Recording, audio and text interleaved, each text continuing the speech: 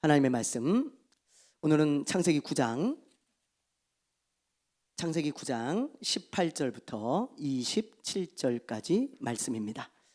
창세기 9장 우리 18절부터 27절까지 말씀, 페이지 11페이지 구약성경 18절부터 27절까지 우리 함께 교독하겠습니다. 방주에서 나온 노아의 아들들은 셈과 함과 야벳이며 함은 가나안의 아버지라.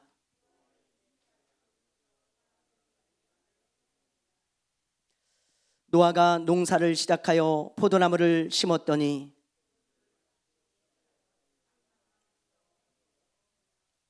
가나안의 아버지 함이 그의 아버지의 하체를 보고 밖으로 나가서 그의 두 형제에게 알림해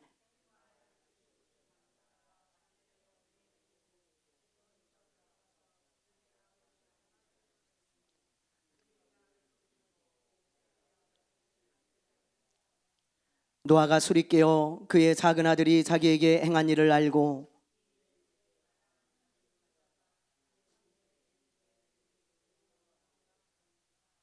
또 이르되 셈의 하나님 여호와를 찬송하리로다. 가나안은 셈의 종이 되고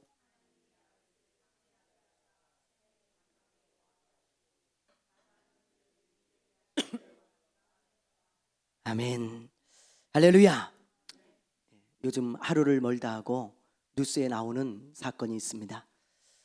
여러분들도 아마 익히 보셔서 아실 텐데 음주운전 문제가 지금 굉장히 심각합니다. 무려 2시간 동안 28명의 음주운전자를 발견했다는 기사를 보고요, 제가 충격을 먹었어요. 그래서 사진 한번 보여주실래요? 이게 무슨 연말도 아니고 연휴도 아닙니다. 그냥 평일이에요. 평일날 단속을 했는데 2시간 만에 28명을 적발을 했다는 거예요. 여러분, 그래서 뉴스에서도 정신 나간 음주운전 이렇게 제목을 했는데요, 진짜 정신 나갔어요. 술 취한 대한민국입니다. 얼마 전에 스쿨전에서 놀다가 그 음주운전 차량에 친 초등학생들이 있잖아요. 그 중에 한 아이가 7시간 만에 죽었습니다. 배승아 양이라고. 이 아이의 장례식 영상을 제가 유튜브로 봤는데요, 가슴이 진짜 미어지더라고요. 그 엄마가요, 그 아이의 인형을 안고요 놓지를 않아요. 왜 그러냐 그랬더니 온기를 느끼고 싶어서 그걸 들고 있다는 거예요. 10살짜리 아이인데. 그리고는 운구하는 사람들한테 천천히 좀 가달라고 그렇게 사정을 하면 오해를 하는 거예요. 우리 아이는 멀미가 심한데 천천히 좀 가달라고 그러면서 주저앉아서 땅을 치고 우는데, 정말 눈물이 나서 못 보겠더라고요. 행복했던 가정이 순식간에 지옥이 된 겁니다. 가해자는 60대 남성인데요, 전직 공무원이라 그러는데 자기 말로는 소주 반병을 마셨대. 반병을. 근데 영상을 여러분 보시면 알겠지만 반병 아닙니다. 비틀비틀 거려가지고 제대로 걷지도 못해. 근데 막 쓰러질 듯 하면서 차에 가가지고 운전대를 잡는 거예요. 이거 사고가 안 났어도 이 사람은 살인 미수예요. 여러분, 살인 미수. 도로에 다니는 흉기죠. 흉기. 누구를 찌를지 모르는 도로에 다니는 칼과 같아요.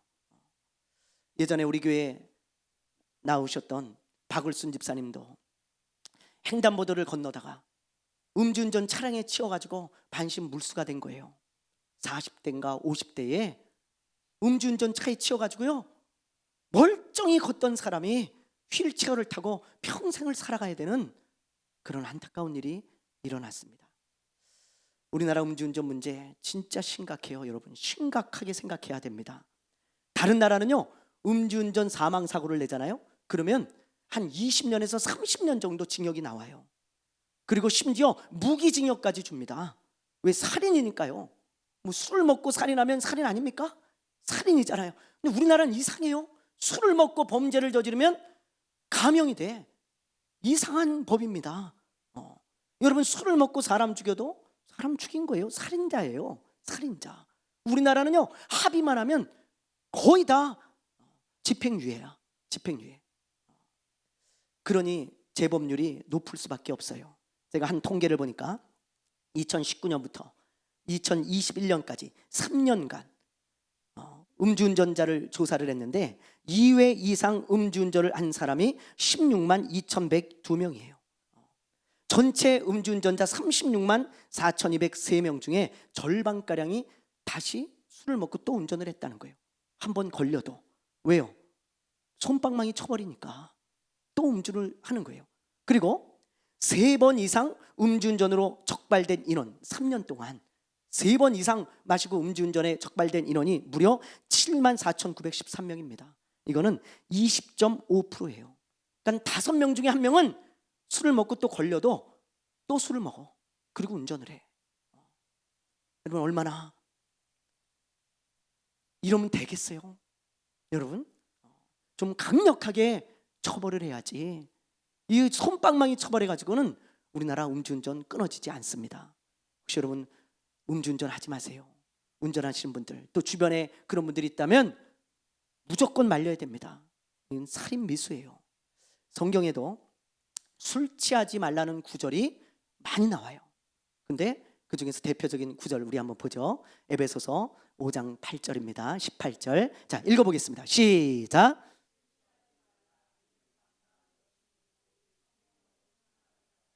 네, 이거 보세요.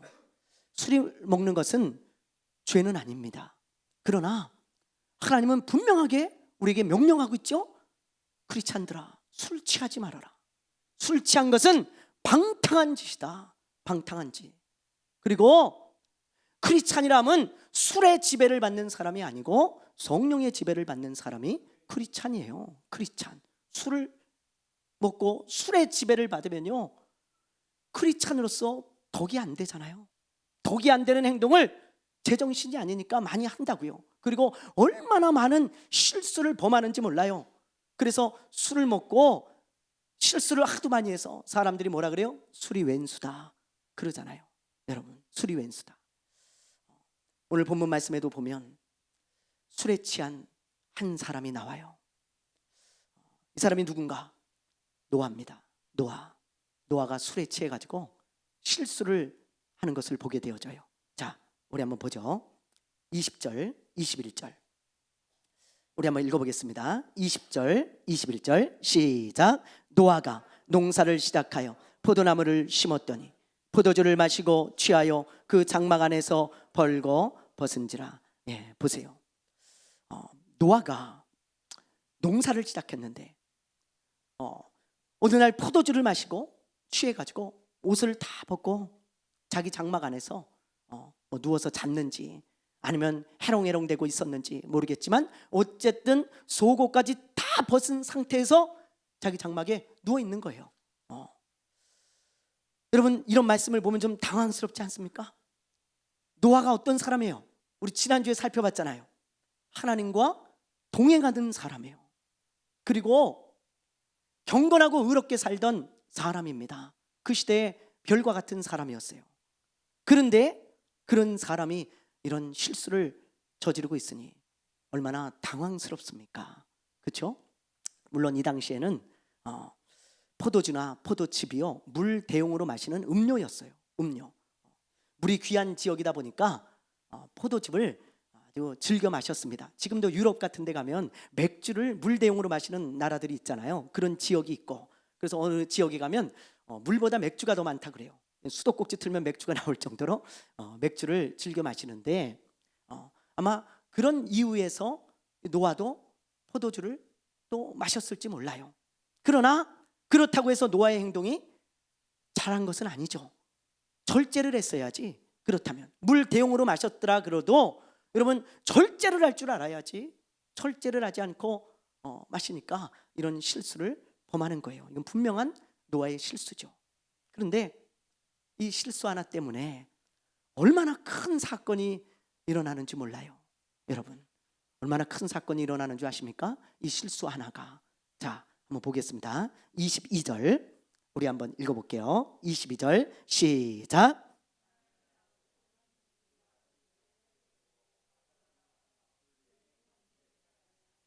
예, 여기 보니까 가나안의 아버지 함이죠. 함이 그의 아버지의 하체를 보고 그랬어요. 여기 이 보고라는 이 단어가 어떤 단어냐면 그냥 이렇게 힐끔 봤다는 이야기가 아닙니다. 이렇게 딱 보다가 아이고 하고 이렇게 고개를 돌리는 게 아니에요. 여기 봤다고 하는 이 단어는 어떤 의미냐면 응시하며 뚫어지게 봤다는 거예요.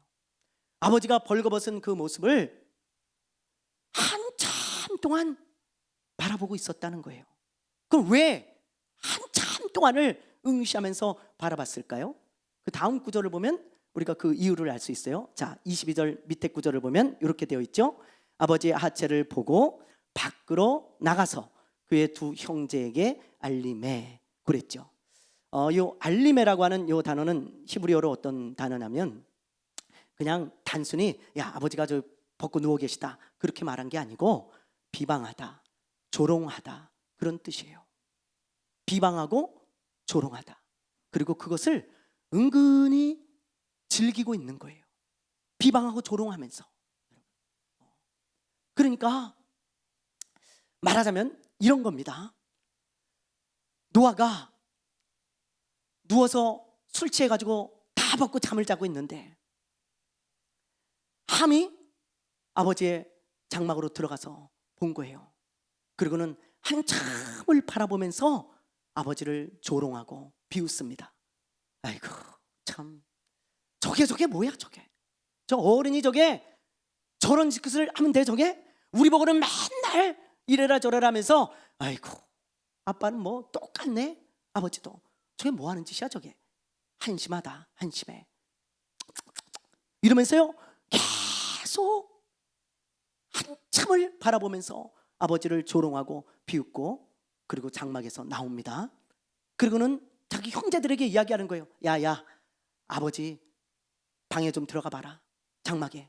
글쎄 아버지가 다 벗고 누워가지고 추태를 부리고 있어. 저게 뭐야 저게. 한심하게. 아 우리 보고는 그렇게 뭐 이래라 저래라 이래야 된다 저래야 된다 그러면서 아이고 본인은 저러고 추태를 부리고 있으니 아이고 저 한심하다 한심해. 그러면서 말이죠. 가서 빨리 보라고. 야벳하고 셈에게 그렇게 이야기를 하는 거예요. 그러면서 아버지를 비웃고 조롱하는 것을 은근히 즐기고 있는 거예요. 저는 이 말씀을 묵상하다가요 이런 생각을 했어요. 아마 셈과 함과 야벳 중에 노아의 세 아들이잖아요. 아마 함이 가장 아버지의 핀잔을 많이 듣지 않았을까 그런 생각이 들어요. 가장 책망을 많이 듣던 아들이 함이 아니었을까. 왜냐하면 그런 뉘앙스가 제가 묵상하는데 떠오르더라고요. 마치 아버지에게 복수를 하는 것 같은 느낌이 들어요.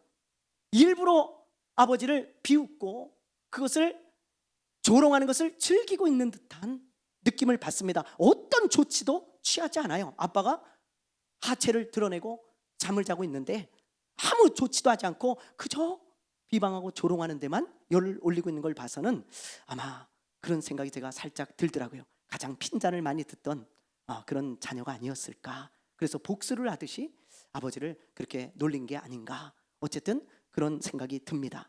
그런데 셈과 야벳은 다르잖아요. 그렇죠? 오늘 말씀에 한번 보세요. 23절. 자, 23절 읽어보겠습니다. 시작.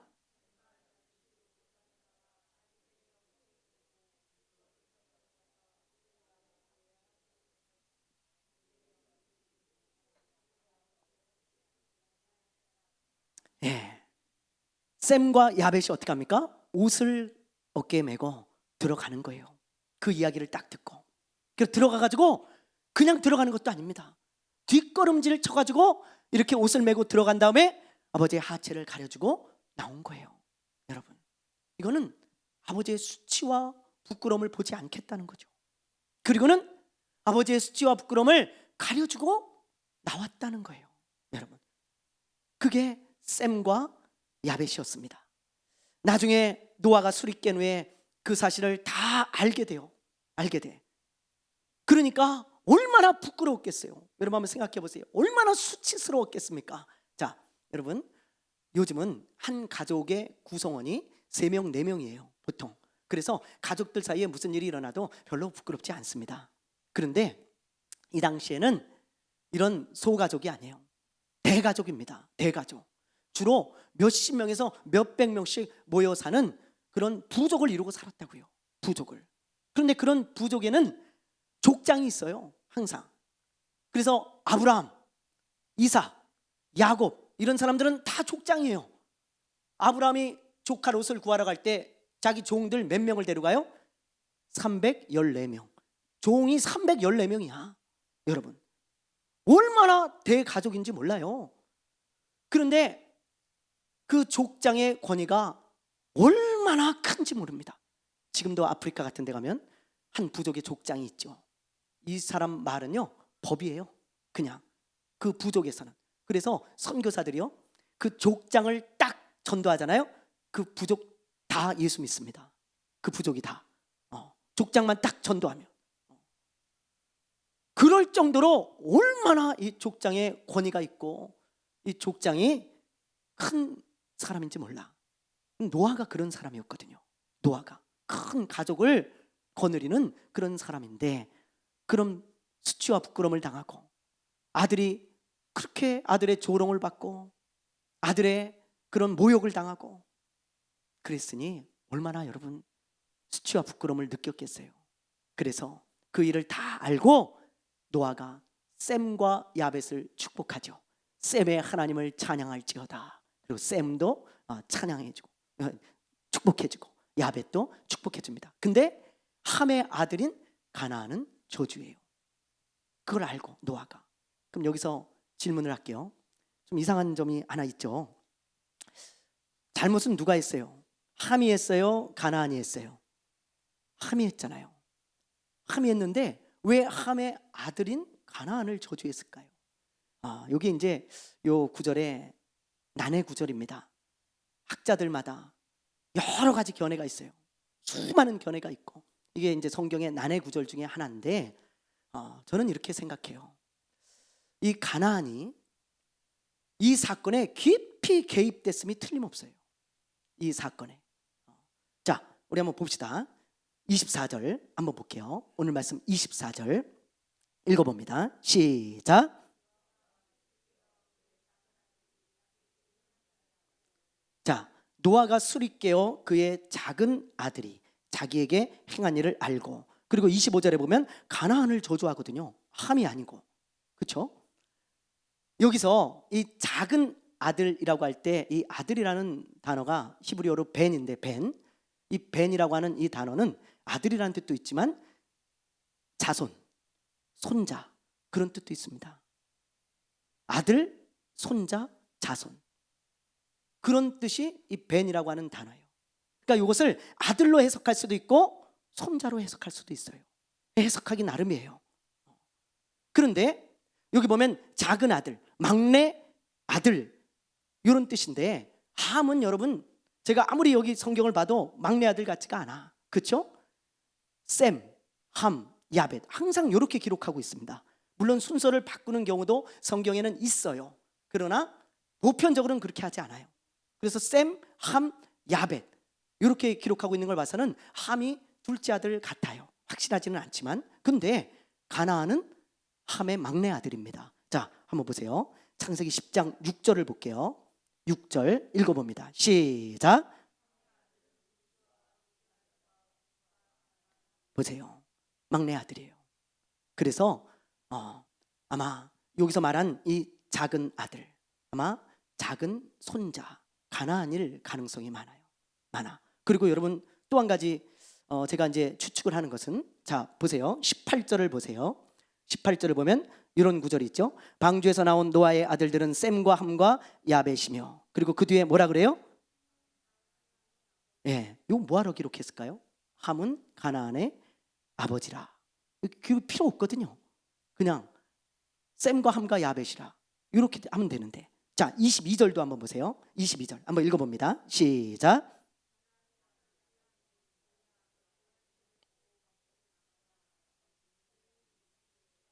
네, 여기도 가나안의 아버지가 함이라는 사실을 강조하고 있잖아요. 그렇죠? 그냥 셈과 야벳은 자기 이름만 대고 있는데 함은 유독 가나안의 아비였다. 가나안의 아버지가 함이다. 요걸 강조하고 있는 것을 봐서는 이 가나안이 깊이 이 사건에 개입됐음에 틀림없어요. 그러니까 노아가 가나안을 저주하지 뭐하러 가나안을 저주하겠어요? 예? 그렇잖아요. 함의 아들이 4명이 있잖아요. 근데 유독 가나안만 저주해요. 다른 아들은 저주하지 않고. 그걸 봐서는 이 가나안이 깊이 개입된 거예요. 그래서 아마 저는 이런 추측을 해요. 노아가 자기 장막에서 벗고 누웠을 때 가나안이 먼저 들어가서 그걸 본 거예요. 가나안이 봤는데 가나안이 자기 할아버지를 비웃고 조롱합니다. 비웃고. 그리고는 비웃고 조롱하고 나와서 아빠에게 그 사실을 말하면서 비웃고 조롱하는 거예요. 함을 꼭 빼닮은 거예요. 함이 하는 짓을 똑같이 하고 있는 거예요. 그 아들이. 그러니까 함이 들어가면서 뭐라고? 할아버지가 다 벗고 누워가지고 저렇게 추태를 부리고 있다고? 그러면서 뛰어간 거죠. 가서 보니까 진짜 노아가 추태를 부리고 있네. 그러니까 이 함이 거기서 한참을 아버지를 조롱하고 비웃는 거예요. 그리고 나와서 셈과 야벳에게 조롱하며 아버지의 권위를 깎으며 그걸 즐기고 있었다 이 말이죠. 즐기고 있었다. 그래서 셈과 야벳이 들어가서 그걸 덮어주고 나오고 그 내용을 노아가 다 들었다라는 것입니다. 그러니까 노아가 셈과 야벳은 축복하는데 함의 아들 가나안은 저주한 거죠. 사실 아들을 저주한 건 그 아버지도 저주한 거예요. 그렇죠? 여러분 자녀가 잘 되길 바라시잖아요. 부모보다 자녀가 더 잘 되길 바라잖아요. 그게 부모의 마음인데 자녀를 저주했다는 것은 부모까지도 저주를 했다라는 의미입니다. 그런데 이제 거기까지는 제가 얘기하지 않겠지만 이 노아의 이 저주와 축복은 하나님께서 노아의 입을 통해 하신 예언된 축복이었고 예언된 저주였어요. 그러나 그들의 행실 때문에 벌어진 일인 것은 틀림없습니다. 그들의 행실 때문에. 자, 여기까지가 이제 오늘 우리가 읽은 말씀인데 여기서 우리가 좀 깊이 깨달아야 되는 게 있어요. 여러분, 그게 뭐냐? 타인의 실수를 봤을 때 나의 태도가 어떤가? 우리가 그걸 좀 오늘 생각해 봤으면 좋겠어요. 남의 실수를 봤을 때 나는 어떤 태도를 가지고 있는가? 그거에 따라서 하나님이 복도 주시고 복을 주시지 않고 그런 두 가지의 부류로 나눠진다는 거예요. 이 말씀을 보면 여러분 하나님께서요 야벳과 셈과 같은 자는 복을 주십니다. 허물을 덮어주는 사람, 다른 사람의 실수나 허물을 봤을 때 그걸 덮어줄 수 있는 그런 사람은 하나님이 복을 주세요. 그러나 함이나 가나안처럼 덮어주지 못하는 사람, 그리고는 오히려 그것을 조롱하고 비웃으면서 그 사람을 깎아내리면서 나를 높이고 그리고는 그것을 은근히 즐기는 그런 사람들은 하나님이 복을 주시지 않는다는 거야. 여러분 굉장히 중요한 이야기예요. 굉장히. 그러면 왜 하나님은 셈과 야벳과 같은 사람에게는 복을 주시고 왜 함 같은 사람에게는 복을 주시지 않는가? 그 이유를 우리가 생각해 볼 수 있죠. 왜 그러는가? 여러분 하나님은요 꼭 기억하세요. 하나님을 닮은 사람에게 복을 주세요. 하나님을 닮은 사람. 근데 하나님은 허물을 덮어주시는 분이거든요. 하나님은. 그래서 하나님의 속성이 사랑인 겁니다. 사랑의 또 다른 표현은 덮어줌이에요. 덮어줌. 자, 우리 잠언 말씀을 한번 볼게요. 잠언 17장 우리 한번 읽어보겠습니다. 9절 시작.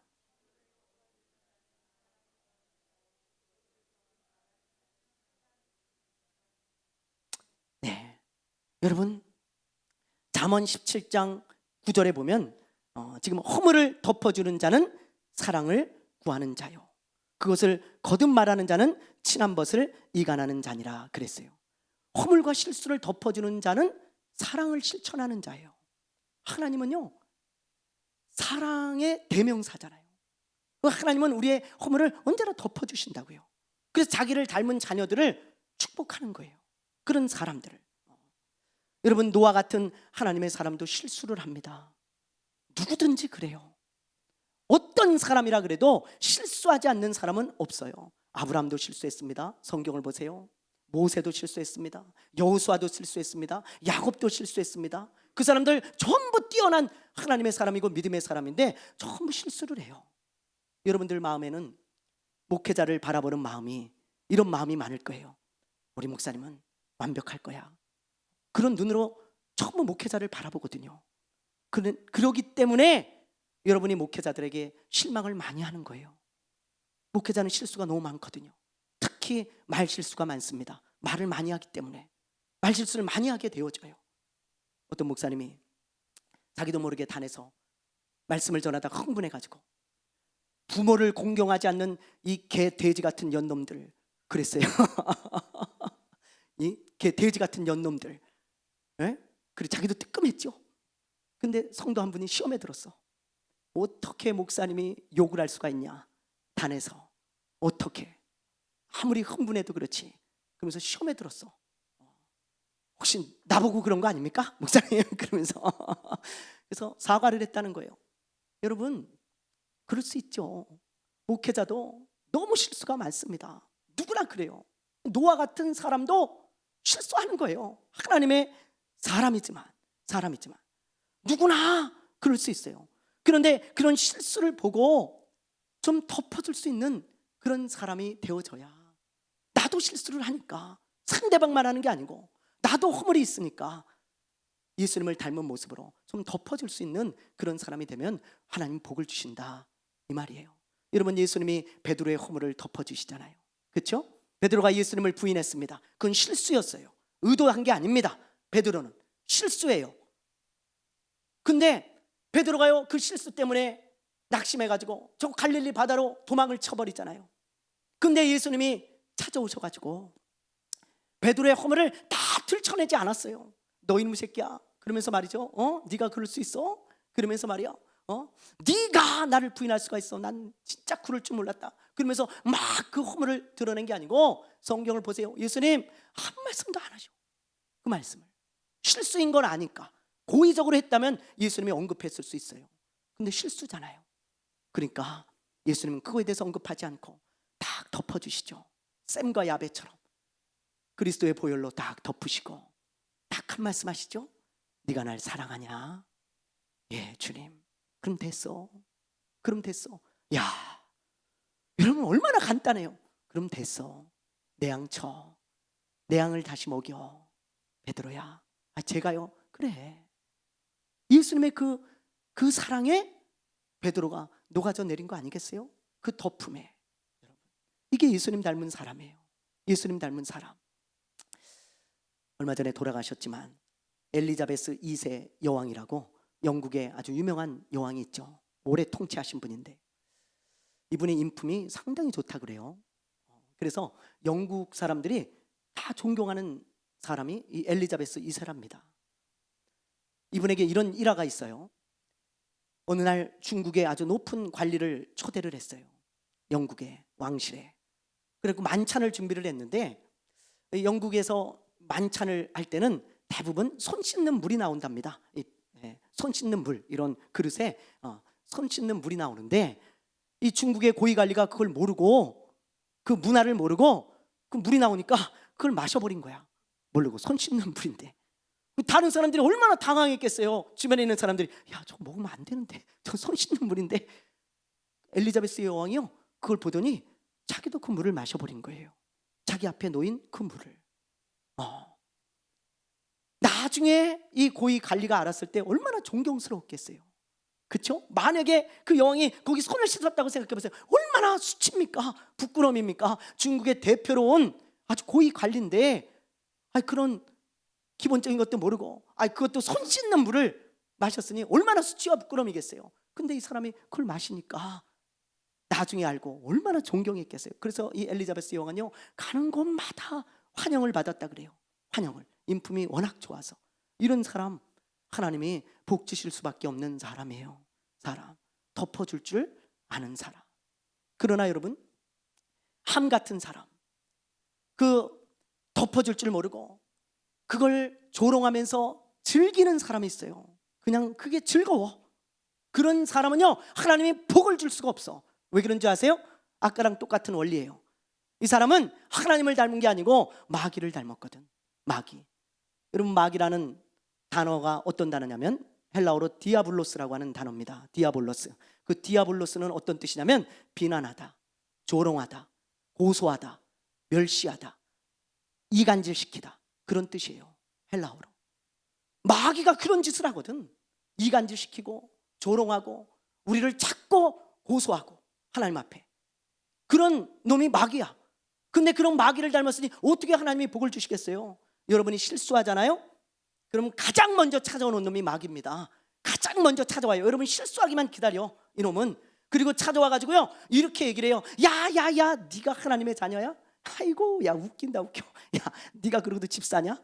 네가 그러고도 장로냐? 네가 그러고도 권사냐? 네가 그러고도 목사냐?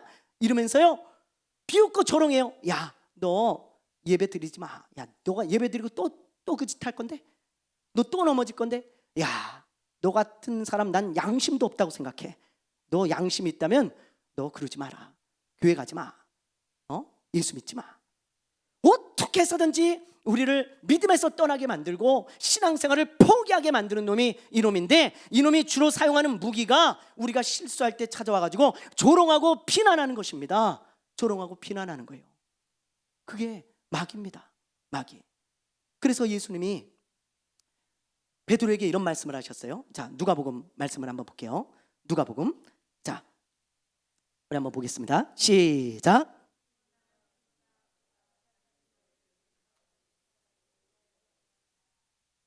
네, 여기 보면 예수님이 베드로에게 이런 말씀을 하시잖아요. 시몬아 시몬아, 베드로예요.